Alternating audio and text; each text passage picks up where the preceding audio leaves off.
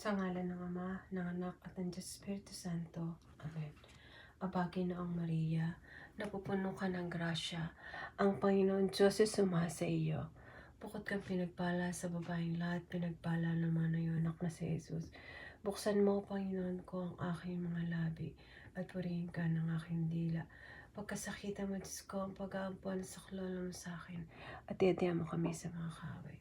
Lalhati sa Ama, sa Anak, sa Diyos Espiritu Santo, kapara ng unang-una ngayon at magpakailanman at magpasawalang hanggan siya nawa. Sumasampalataya ako sa Diyos sa makapangyarihan sa lahat na may gawa ng lahat lupa. Sumasampalataya naman ako kay Kristo, isang anak ng Diyos, Panginoon nating lahat. Nagkataon tao siya, lala Espiritu Santo, pinanganak na Santa Maria Birhen. Pinagpakasakit ni Poncio Pilato, pinako sa krus, namatay ang libing. Nanagsak naroroonan ng mga yaman, na ikatlong araw buhay muli. Mukyat sa langit, luluklok sa kanan ng Diyos sa makapangyarihan sa lahat.